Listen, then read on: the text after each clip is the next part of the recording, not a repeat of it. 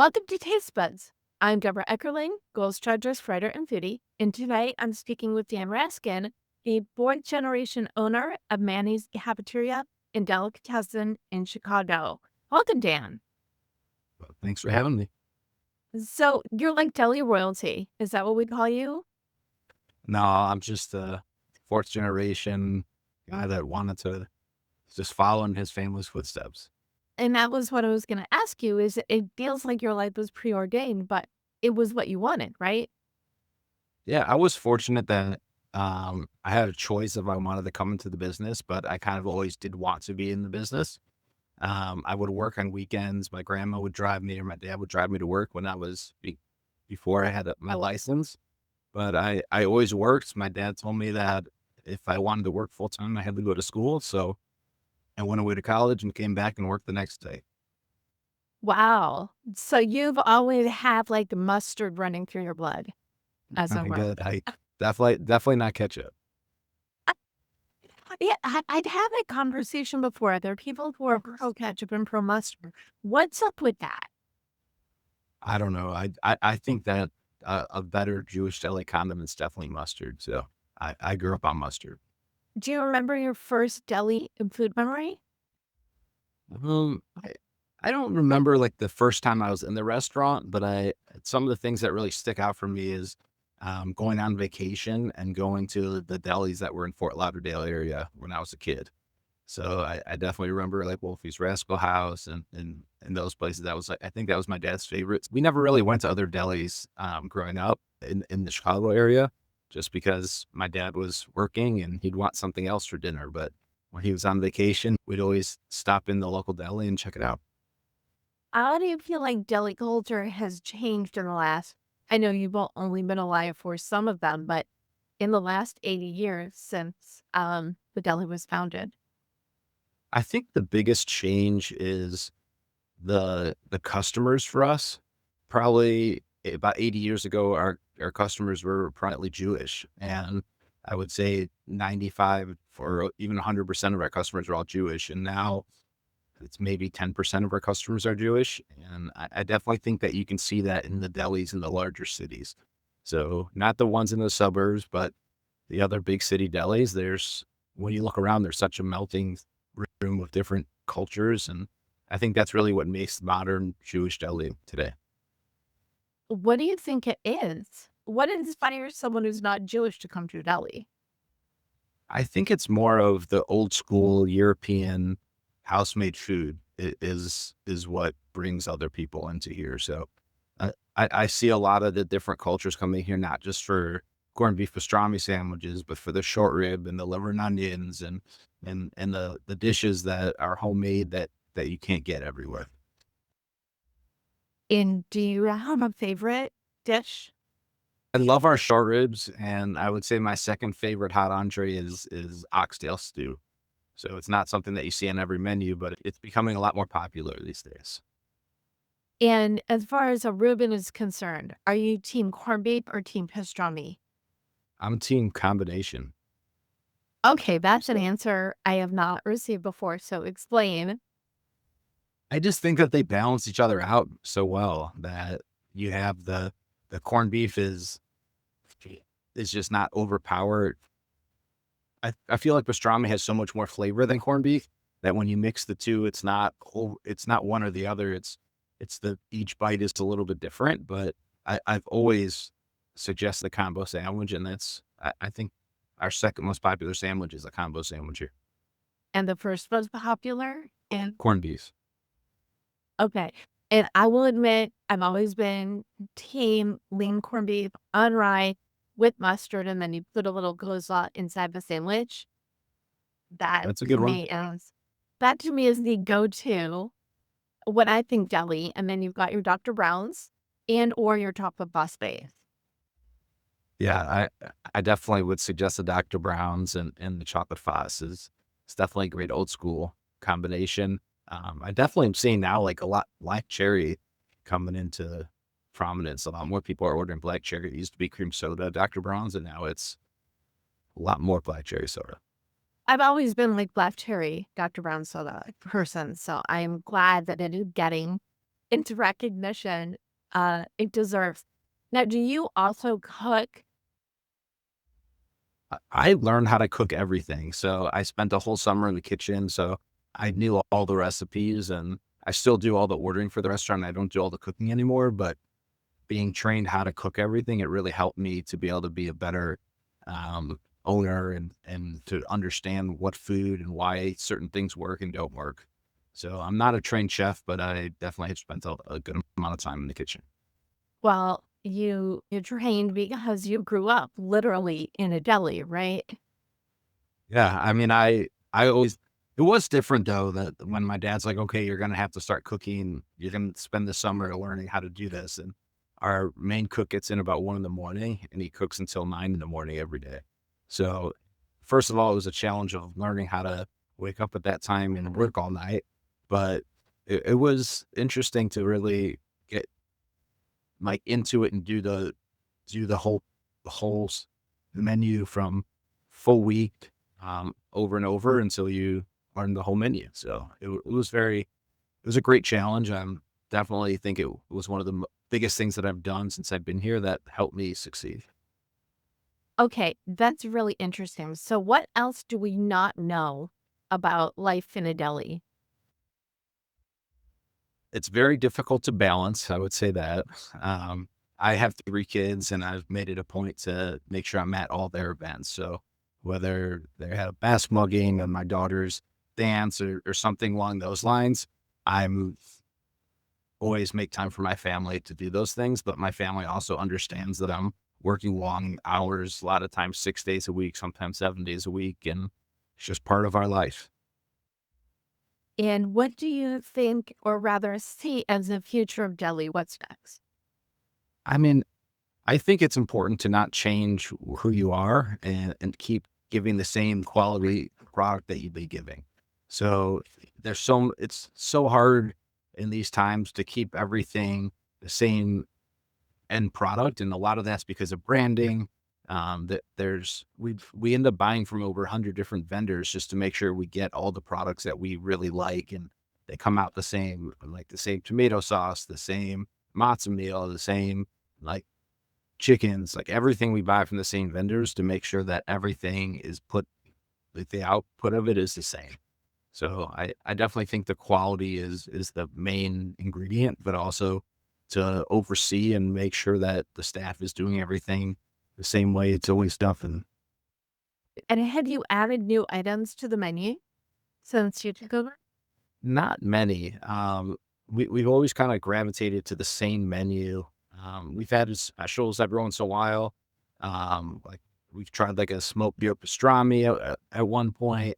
But I've learned that people come here for specific items, and that's what they want. And I would say the only thing that we have done is possibly taken some things off the menu that people just stopped buying anymore, and that they were things that for me were difficult to take off. Like we did a stuffed veal breast that I thought was amazing, but people, the younger generation, didn't understand what veal breast was, and we kept getting them back saying that they were too fatty. But that's exactly what veal breast is. It's a very fatty piece of veal, and everyone's used to the lean veal cutlet or the veal chop, and all those are very lean. So it's definitely things like that have changed, but the core items we've really kept the same at the restaurant.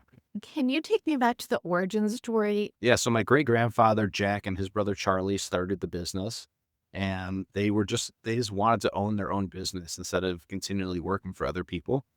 And they thought that it would be a great idea to go in the Jewish deli business. And they actually bought an existing Jewish deli that was on the northeast side of the city, in the West Rogers Park neighborhood. And they basically learned the recipes that were there and took their family recipes to create their own. And one of the things they soon realized was the reason that deli was for sale was because that neighborhood was changing a lot. So it ended up not being the right neighborhood, but my grandfather kept everything that he learned and then moved closer to downtown.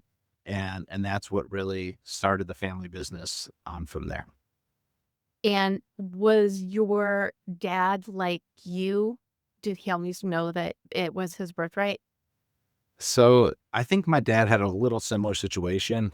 He knew he always helped out, and that was the norm in the family. Was that when you weren't at school or you didn't have an activity, you were always helping if they needed help. But my dad was kind of forced into the business more than I was. He went to University of Illinois Chicago, and he was studying, but then at the same time, his dad, Manny, got sick, and my dad ended up taking over the business at that time. So it wasn't the same transition that I was fortunate with my dad. Then my dad's still around. I could still talk to him and ask him questions whenever I have a question. But his dad passed away young and suddenly, and my dad just took over the business from there. Okay, wait. So you're fourth generation? Yeah. So it Um, was Charlie and Jack, then Manny, and then my dad Ken, and then Oh, okay. The great grandfather right. was one of the brothers. Okay, Yes. I like linear stuff. And so the name Manny, did it come when they reopened? Right. So when they were moving around and they opened their next location, it used to be called the grocery store called Sonny's. And after they built out the whole restaurant, they didn't have enough money to replace the whole sign. So they just took the first two letters and changed it on the sign and just named it Manny's after Manny. So that was where the Manny's came from. Oh, you always expect this great story. But Right. okay, but it was named after the kid, Manny, Right. his It was kid named after Manny. So Manny. at least it wasn't, you know, Yeah. a I mean, start. right. But it really just shows that like the deli business is that you're in it and it's you just have to do what you have to do to get through. And it was a challenge. They were obviously saving their money, but they didn't have enough to just make a whole new sign. So that's what they did. They became creative and that's how the restaurant was. Like they built everything by hand themselves and it was a different world than today. Like you can't in today's world, you can't piece a restaurant together like you used to. Now you have to really have a lot more financial backing, and that it's harder to open up a business today than it used to be. Your kids are young, right? Do you Yeah, already know which one is going to be fifth generation? I one of my middle one likes to work more, and I was also a middle child, so I think he's most like me. But I do want to make sure that my kids have a choice. Like I think that that's the big thing. Like I'm one of four kids. Everyone worked in the business at one time, and everybody left. That didn't enjoy it. So my brother still loved the business and would pitch in, and my sister too, but they just didn't want to do it full time all the time, and they just chose different career paths. Got it. I always ask my guests to share one of their favorite recipes, which we can include in the article, which you can get at jewishjournal.com/podcast. What is this favorite recipe of yours and why is it so meaningful? So mine is a noodle kugel, and it's actually a recipe that I helped create at the restaurant. So we used to make a different type of noodle kugel that was a very savory noodle. There wasn't any sweetness to it. And growing up, like I remembered at my grandparents' houses, we always had a really sweet noodle kugel. And then I ended up getting married, and my wife's family does the same thing with a very sweet noodle kugel. So I asked my dad, I'm like, Dad, why don't we have the same kind of noodle kugel at the restaurant? He's like, I don't know. That's always the one we make. So I was like, well, I'm going to start making a sweet one. So I I looked at our family's recipes and I was like, okay, I think I'm going to make this one. So we made the sweet noodle kugel, and ever since then, it's been one of our best sellers as a side. And every Jewish holiday or even Thanksgiving, it's super popular that people want to make the noodle kugel and um, either pick it up directly from us or just remake the recipe that we share. I love that. So it's almost like the deli is the essence of Jewish and opening it up to the melting pot or whatever of all the people. But the Kugel is really like the essence of the warm Jewish recipe. 100%. Excellent. What do you see as the future of Manny's Deli? I think Manny's future is very bright. I think that people want to continue to have this type of food but they want to make sure it's authentic and the highest quality. So that's really been my goal is to not change anything here and keep providing the exact same ingredients, the exact same end product, and really be here as much as I can to make sure that customers are happy and they're seeing us and giving them a familiar place to be. I often ask my guests, what impact do you feel your Jewishness has had on your career path? But for you, it's kind of intertwined, but I'm going to ask you anyway. I would say the biggest thing for me was that my dad was raised much more conservative, and the restaurant used to close on the high holidays. And my dad was like, "Okay, there's no." It was a lot that it was all the customers were Jewish at that time, so they all would take off work and go to synagogue, and then nobody was kind of in this neighborhood. And as things went on, I noticed that more and more families wanted to cater, especially on the high holidays and those types of things. So I kind of looked at it as a little bit different than my dad and said, "Hey, it's so important to me to be able to provide the Jewish food for the families, and so I'm going to work on those days, and that's going to be the way that I pray and I bring Judaism out." So it's always been important to me to be able to provide catering and the food to give everyone a nice celebration at home. So our catering really separated itself once I took over and really provided the Yom Kippur trays on Yom Kippur. Like those were things that we just never did before. What do you think it is about food in Jewish community or food in community itself? I think that everybody is happy when they're eating, especially when they're eating something that's nostalgic to them. So whether you're eating a bowl of matzo ball soup here or eating it at home, you think of the people that surrounded you when you ate it. So it's always the great family memories of sitting around the table and hanging out with your siblings and your cousins and your grandparents, and for people to have that warm feeling when they're eating it at home, and then they come in the restaurant and they're doing the same thing. They're reliving those great memories they had, or they're starting new memories and sharing Jewish deli with whoever they brought into the restaurant, and usually telling them a story of, "Oh, I always eat matzo ball soup at this time of year," but or every time I'm at Manny's. So I love to hear those types of stories, and that's really where I see that. And what food do you feel evokes the most powerful food memory stories? I think it's matzo ball soup. I really think so. Is that it's quintessential Jewish deli, um, on all the Jewish holidays, like just the rich chicken broth and the matzo balls. I just think that that of all the things is something that you can eat at any Jewish holiday, and it just reminds you of home and family. Love that. Well, thank you so much for taking the time to talk Jewish food, Thank you. deli, and all of the Thank you. things. Where can people learn more about you and Manny's Deli? Manny'sDeli.com or on all the socials at Manny's Deli. So Wonderful. And do you have any final food for thought? just keep supporting delis and bring your friends, whether they're Jewish or not. They can all learn and have a great experience. And there's really something for everybody on the menus over here. So enjoy. Well, thank you so much, Dan, for the great conversation. Thank you for tuning in to Taste Buds with Deb. Don't miss an episode. You can subscribe on YouTube, iTunes, and or your favorite podcast platform. And if you go to jewishjournal.com/podcast, you're going to get that amazing Kugel recipe. And you can also read the article that goes with the episode.